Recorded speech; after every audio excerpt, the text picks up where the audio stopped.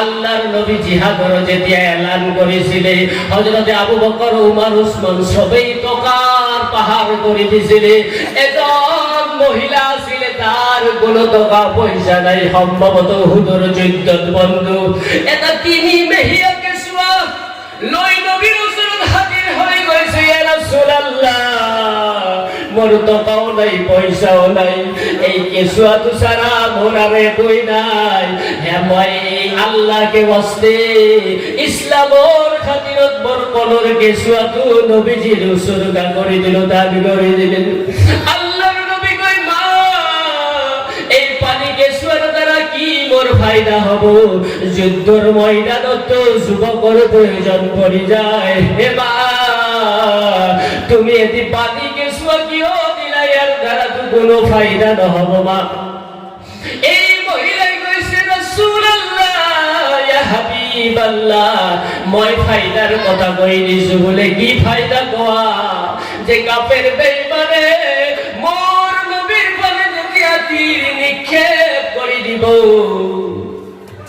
যেতিয়া জাতি বলল মোর নবীর বলে নিক্ষেপ করে দিব, মোর পানি কেসুয়া তো আপনি ঢাল হিসাবে ব্যবহার করে দিব। মোর কেসুয়া তোর কলিজা ছিদ্র হয়ে যাব,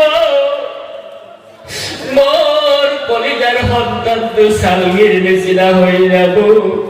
তার বিনিময় বিশ্ব নবীজি দুনিয়াত বাঁচি যাব। এ আসিল নবীজির যুগর মানুষের মহব্বত বন্ধু।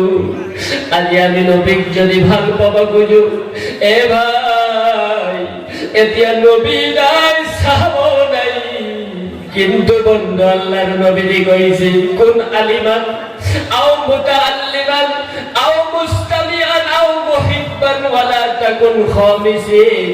চারটা রাস্তা আমাকে আল্লাহর নবী যদি কইছে। এক নম্বর, তুমি আলেম হয়ে যাও। আলেম যদি তুমি হব নোৱাৰিলা, তুমি আলেমর ছাত্র হয়ে যাওয়া। ছাত্র যদি তুমি হব পৰা নাই, তেতিয়া হলে হে মুহিব্বান, তেওঁলোকক ভাল পাবলৈ শিকা, তেওঁলোকৰ ওসিয়ত মানি চলা। কিন্তু বন্ধু ভাই সকল, আলেম উলামাক মহব্বত করাতো আল্লাহর নবীজির এটা সুন্নত হয় বন্ধু। আলেম উলামাক মহব্বত করিলে আপনার আমার দিলের ভিতরত নবীজির মহব্বত পয়দা হয়ে যায়। আলেমর হাত খন শুনে মানে